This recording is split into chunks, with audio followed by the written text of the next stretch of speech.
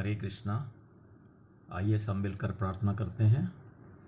नहीं है मेरा यह संसार, ना है ये मेरे लिए, सभी हैं कृष्ण के तभी तो प्यारे हैं वे सदा।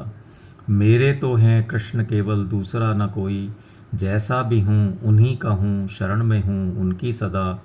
सुख दुख नहीं है जग में, सिर्फ हैं परिस्थितियाँ, हैं सभी प्रसाद प्रभु की, लो लगे कृष्ण से सदा। श्रीमद् भगवत गीता के आज के सत्र में हम 16वें अध्याय के 11वें श्लोक से आरंभ करेंगे। इससे पहले आप सब इससे पूर्व के श्लोक, इसी अध्याय के पिछले श्लोकों को थोड़ा सा ध्यान में ले आइए कि क्या प्रकरण चल रहा है, ताकि आगे समझने में आसानी रहे। सत्कर्म, सद्भाव और सद्विचारों के अभाव में उन आसुरी प्रकृति वालों के नियम, भाव और आचरण किस उद्देश्य को लेकर और किस प्रकार के होते हैं, अब उनको भगवान आगे के 2 श्लोकों में अर्थात 11वें और 12वें श्लोक में बता रहे हैं। 11वां श्लोक इस प्रकार है। वे मृत्यु पर्यंत रहने वाली अपार चिंताओं का आश्रय लेने वाले, पदार्थों का संग्रह और उनका भोग करने में ही लगे रहने वाले, और जो कुछ है वह इतना ही है ऐसा निश्चय करने वाले होते हैं। आइए इसको समझें, क्या कहना चाहते हैं भगवान।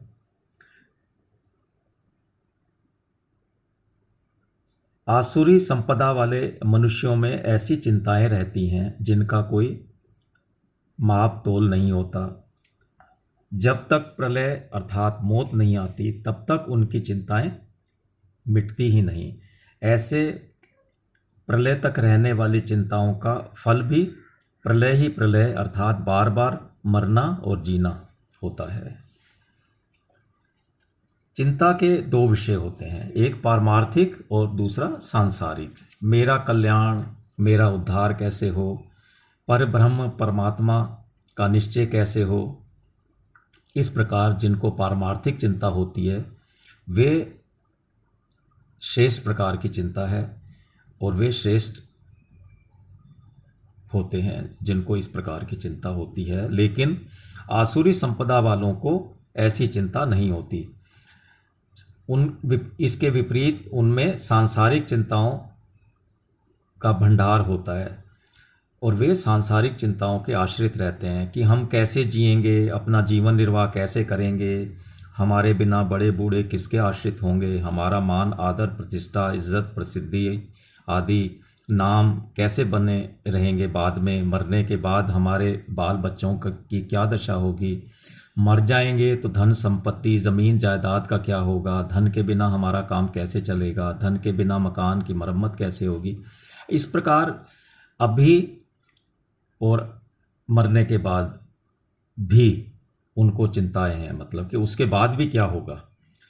मनुष्य व्यर्थ में ही चिंता करता है। निर्वाह तो होता ही रहेगा, निर्वाह की चीज़ें तो बाकी रहेंगी, और उनके रहते ही हुए ही हम विदा हो जाएंगे, मर जाएंगे।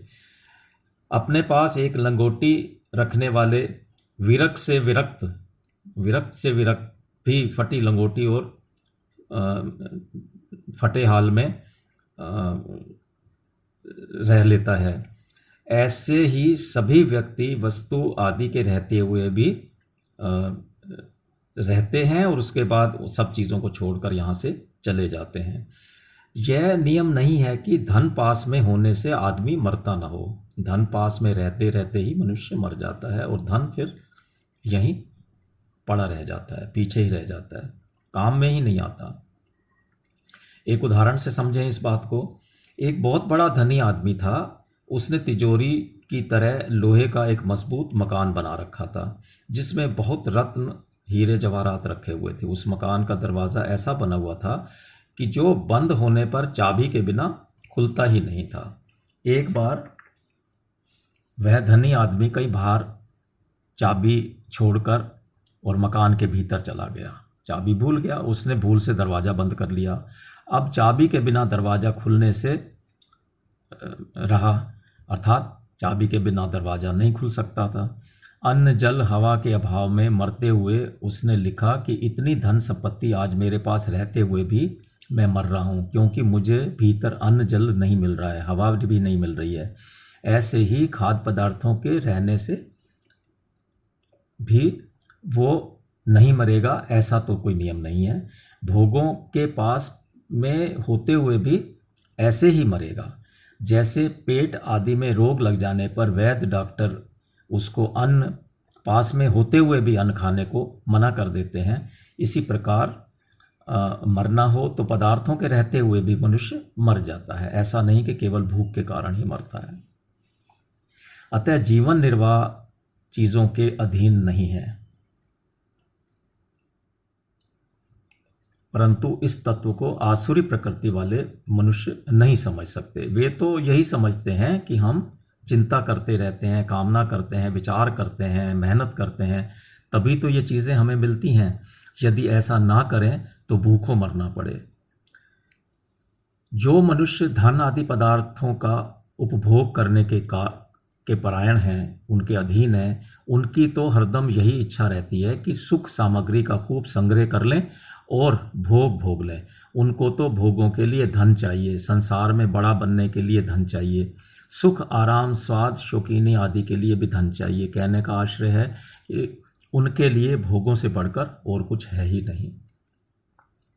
उनका यह विश्वास होता है कि सुख भोगना और संग्रह करना, इसके सिवाय और कुछ नहीं है। ऐसे ही स्वर्ग को मानने वाले सकाम मनुष्य भी कहते हैं कि स्वर्ग से बढ़कर और कुछ नहीं है, अर्थात उनको सबसे उच्च जो श्रेणी दिखती है वो स्वर्ग जाने की दिखती है, उसके आगे का वो सोच ही नहीं सकते, क्योंकि उनके हृदय में ये रहता है कि यहाँ भी भोगों को भोगना है और मरने के बाद भी स्वर्ग में ऐशो आराम और भोगों को भोगेंगे। इस प्रकार उनकी कामना रहती है। इस संसार में जो कुछ है यही है, अतः उनकी दृष्टि में परलोक तो एक ढकोसला है। उनकी मान्यता रहती है कि मरने के बाद कहीं आना जाना नहीं होता, बस यहाँ शरीर के रहते हुए जितना सुख भोगना है भोग लें, वही ठीक है, क्योंकि मरने पर तो शरीर यहीं बिखर जाएगा। शरीर स्थिर रहने वाला है ही नहीं। इस प्रकार भोगों के निश्चय के सामने वे पाप पुण्य पुनर्जन्म आदि को मानते ही नहीं। इस प्रकार हमने देखा कि भोग और संग्रह में लगा हुआ मनुष्य अंधा हो जाता है, अंधे की तरह होता है। वह न तो संसार को जान सकता है और ना ही परमात्मा को जान सकता है, क्योंकि उसका विवेक काम ही नहीं करता। अस्वाभाविक में स्वाभाविक बुद्धि होने के कारण उसकी दृष्टि परमात्मा की तरफ जा ही नहीं सकती। वह अस्वाभाविक संसार को ही सच्चा मानता है।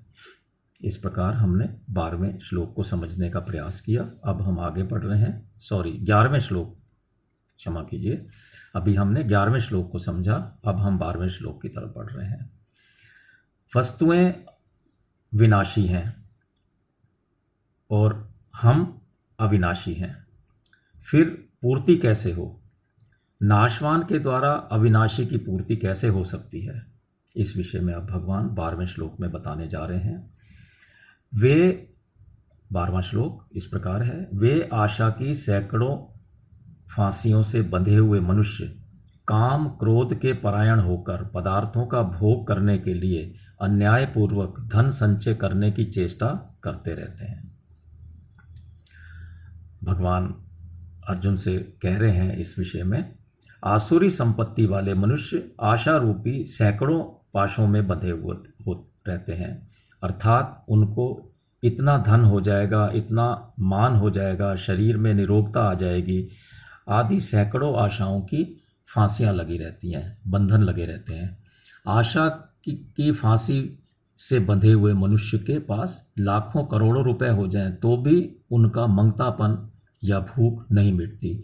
उनकी तो यही आशा रहती है कि संतों से कुछ मिल जाए, भगवान से कुछ मिल जाए, मनुष्यों से कुछ मिल जाए। इतना ही नहीं, पशु पक्षी वृक्ष लता पहाड़ समुद्र इत्यादि से भी हमें कुछ न कुछ तो मिल ही जाए। इस प्रकार उनमें सदा कुछ पाने की ही लालसा बनी रहती है। ऐसे व्यक्तियों की सांसारिक आशाएं कभी पूरी हो ही नहीं सकती। इसी बात को हमने पूर्व में 9वें अध्याय के 12वें श्लोक में भी पढ़ा था। यदि पूरी हो भी जाएं आशाएं तो भी कुछ फायदा नहीं है, क्योंकि यदि वे जीते रहेंगे तो आशा वाली वस्तु नष्ट हो जाएगी, और आशा वाली वस्तु रहेगी तो हम मर जाएंगे, अथवा दोनों ही नष्ट हो जाएंगे। तो इस प्रकार ऐसी कामना करने का कोई फायदा ही नहीं है। उनका परम आश्रय अयन, स्थान, काम और क्रोध ही होते हैं। इसी बात को 10वें श्लोक में जो शब्द आए थे, दंभ, मान और मद उनके साथी होते हैं, और यहाँ जो शब्द आए हैं, काम और क्रोध उनके आश्रय होते हैं। इस प्रकार वहाँ भी उसका तात्पर्य यही था और यहाँ भी तात्पर्य वही है। यानी अपनी कामनाओं की पूर्ति करने के लिए और क्रोध पूर्वक दूसरों को कष्ट देने के लिए ही उनका जीवन होता है। उनके जीवन का उद्देश्य एक ही होता है। काम क्रोध के परायण मनुष्यों का यह निश्चय रहता है कि कामना के बिना मनुष्य जड़ हो जाता है, क्रोध के बिना उसका तेज भी नहीं रहता। कामना से ही सब काम होते हैं, नहीं तो आदमी काम करे ही क्यों। कामना के बिना तो आदमी का जीवन भार स्वरूप है। क्रोध से ही शासन चलता है, नहीं तो शासन को मानेगा कौन। क्रोध से दबाकर दूसरों को ठीक करना चाहिए, नहीं तो लोग हमारा सब कुछ छीन लेंगे, फिर तो हमारा अपना कुछ अस्तित्व ही नहीं रहेगा।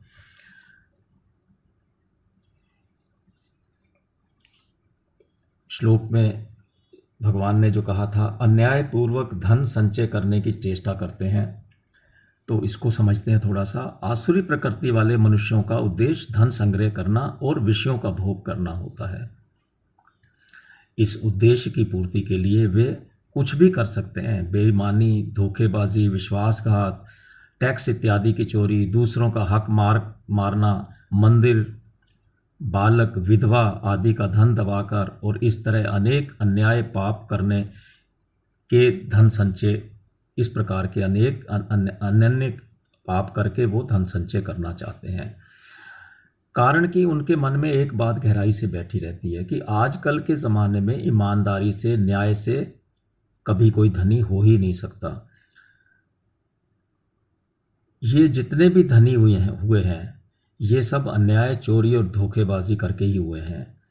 ईमानदारी से, न्याय से काम करने की जो बात है वह तो कहने मात्र की बात है, वास्तव में इसमें कोई सच्चाई नहीं है। जो व्यक्ति न्यायपूर्वक स्वर्ग के भोगों की प्राप्ति के लिए लगे हुए हैं, उनके लिए भी भगवान ने कहा है कि उन लोगों की बुद्धि में हमें परमात्मा की प्राप्ति करना है, यह निश्चय हो ही नहीं सकता, जैसा कि दूसरे अध्याय के 44वें श्लोक में भगवान ने कहा था। फिर जो अन्यायपूर्वक धन कमाकर प्राणों के पोषण में लगे हुए हैं, उनकी बुद्धि में परमात्मा प्राप्ति का निश्चय कैसे हो सकता है। परंतु वे भी यदि चाहें तो परमात्मा प्राप्ति का निश्चय करके साधन परायण हो सकते हैं। ऐसा निश्चय करने के लिए किसी को भी मना नहीं है, क्योंकि मनुष्य जन्म मिला ही परमात्मा प्राप्ति के लिए है। इस प्रकार हमने 12वें श्लोक को समझने का प्रयास किया। अब हम आगे बढ़ रहे हैं 13वें श्लोक की तरफ। असुर स्वभाव वाले व्यक्ति लोभ, क्रोध और अभिमान को लेकर किस प्रकार के मनोरथ, इच्छाएं किया करते हैं, उसे क्रमशः आगे के 3 श्लोकों में भगवान बता रहे हैं। क्रमशः मीन्स लोभ, क्रोध और अभिमान, इस क्रम से वो अगले 3 श्लोकों में बता रहे हैं। तो 13वां श्लोक इसी कड़ी में 13वां श्लोक इस प्रकार है। वे इस प्रकार के मनोरथ किया करते हैं कि इतनी वस्तुएं तो हमारे प्राप्त कर ली, इतनी वस्तुएं तो हमने आज प्राप्त कर ली, और अब इस मनोरथ को प्राप्त अथवा पूरा कर लेंगे। इतना धन तो हमारे पास है ही, इतना धन और फिर भी हो जाएगा। इस प्रकार उनकी इच्छाएं और मनोरथ, कामनाएं रहती हैं। आसुरी इसको समझते हैं। अब इस श्लोक को आसुरी प्रकृति वाले व्यक्ति लोभ के परायण होकर मनोरथ करते हैं, इच्छाएं करते हैं कि हमने अपने मेहनत से, उद्योग से, बुद्धिमानी से, चतुराई से, होशियारी से, चालाकी से इतनी वस्तुएं तो आज प्राप्त कर ली हैं, इतनी और प्राप्त कर लेंगे, इतनी वस्तुएं तो हमारे पास पहले से ही हैं, इतनी और वहाँ से आ जाएंगी, इतना धन व्यापार से आ जाएगा, हमारा बड़ा लड़का इतना पढ़ा हुआ है, इतना धन और इतनी वस्तुएं तो उसके विवाह शादी में ही आ जाएंगी। इस प्रकार की कामनाएं करते रहते हैं, इस प्रकार की इच्छाएं करते रहते हैं। इतना धन टैक्स की चोरी से बचा लेंगे, इतना ज़मीन से आ जाएगा, इतना ही मकानों के किराए से आ जाएगा, इतना ब्याज से आ जाएगा। बस इसी तरह के वो मंसूबे बनाते रहते हैं। जैसे जैसे उनका लोभ बढ़ता जाता है वैसे ही वैसे उनके मनोरथ अथवा इच्छाएं भी बढ़ती चली जाती हैं। जब उनका चिंतन बढ़ जाता है तब वे चलते फिरते हुए, काम धंधा करते हुए, भोजन करते, मल मूत्र त्यागते हुए आदि नित्य कर्म, पूजा पाठ इत्यादि करते हुए, तो ये सब करते हुए भी उनको यही चिंतन रहता है कि धन कैसे बढ़े। बस एक ही चिंतन रहता है, उनकी एक ही इच्छा रहती है कि और अधिक धन कैसे बढ़े।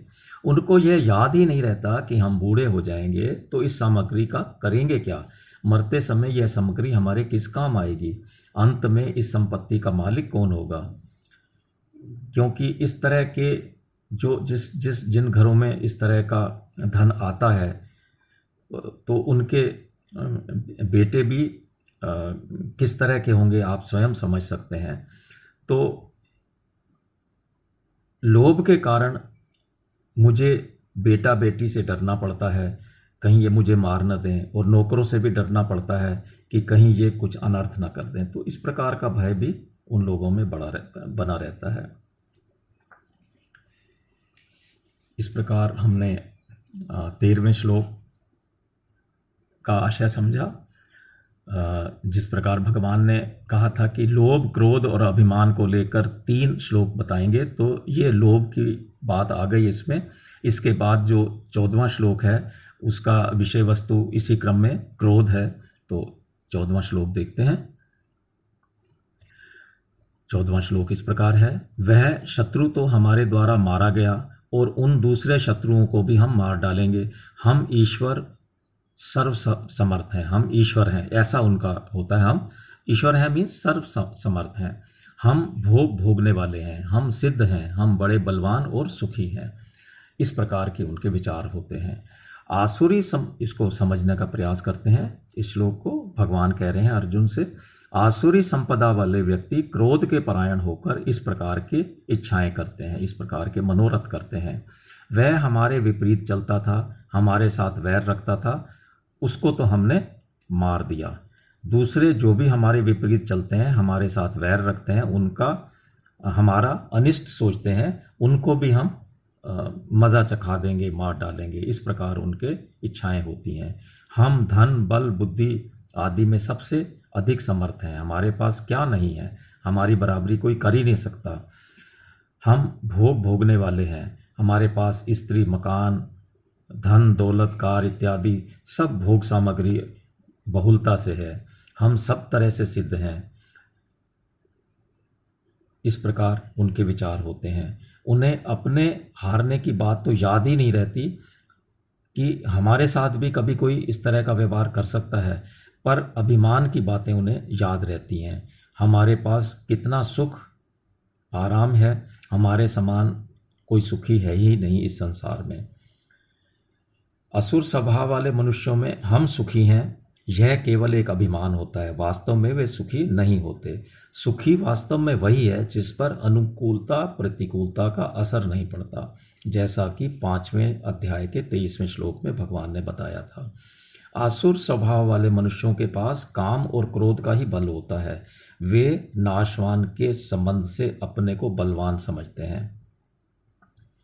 हिरण्यकशिपु आदि की तरह ही वे अपने को सर्वोपरि मानते हैं, क्योंकि दूसरे लोग उनको निकृष्ट दिखाई देते हैं।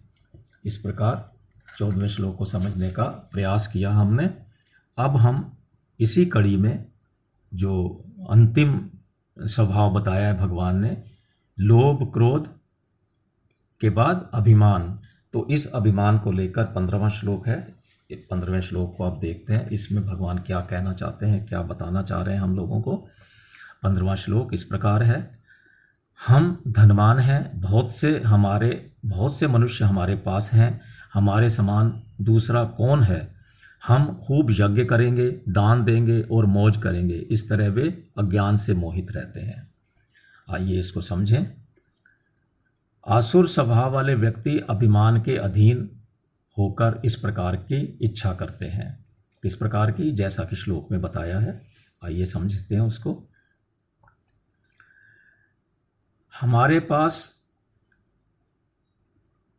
कितना धन है, कितना सोना चांदी, मकान, खेत, जमीन हमारे पास हैं, कितने अच्छे आदमी, ऊंचे पदाधिकारी हमारे पक्ष में हैं। हम धन और जन के बल पर, रिश्वत और सिफारिश के बल पर जो चाहें वह प्राप्त कर सकते हैं अथवा वह कर सकते हैं।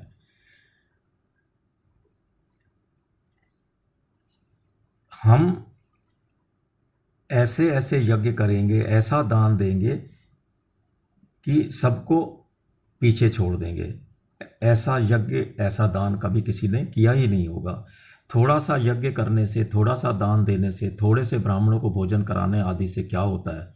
हम तो ऐसे यज्ञ दान आदि करेंगे जैसे आज तक किसी ने किए ही ना हो। क्योंकि मामूली यज्ञ, मामूली दान करने से लोगों को क्या पता लगेगा कि हमने कैसा यज्ञ, कैसा दान दिया है। बड़े यज्ञ दान से हमारा नाम अखबारों में आएगा। किसी धर्मशाला में मकान बनवाएंगे, कमरे बनवाएंगे तो उसमें हमारा नाम खुदवाया जाएगा, जिससे हमारी याद सदा बनी रहेगी। हम कितने बड़े आदमी हैं, हमें सब तरह से सब सामग्री प्राप्त है, अतः हम आनंद और मौज से रहेंगे। इस प्रकार अभिमान को लेकर इच्छा करने वाले आसुर लोग केवल करेंगे करेंगे ऐसी ही मनोरथ करते हैं, ऐसी ही इच्छाएं करते हैं। वास्तव में वे करते कराते कुछ भी नहीं है। वे करेंगे भी तो वह भी नाम मात्र के लिए करेंगे, जिसका उल्लेख आगे 17वें श्लोक में किया गया है कि उनकी दिखावा होता है केवल। इस प्रकार 13वें, 14वें और 15वें, जैसा कि मैंने बताया, श्लोक में वर्णित मनोरथ करने वाले आसुर लोग अज्ञान से मोहित रहते हैं, अर्थात मूढ़ता के कारण ही उनको ऐसे मनोरथ वाली वृत्ति प्राप्त होती है। तो इस प्रकार हमने 15वें श्लोक को समझने का प्रयास किया। आज के सत्र में हम यहीं तक रखते हैं, 15वें श्लोक तक, 16वें अध्याय के 15वें श्लोक तक। आइए इस सत्र के अंत में हम भगवान का नाम लेते हैं, प्रार्थना करते हैं। नाम संकीर्तनम यस्य सर्व पाप प्रणाशनम प्रणामो दुख शमनस्य तम नमामिम हरिम परम। हरे कृष्णा हरे कृष्णा हरे कृष्णा।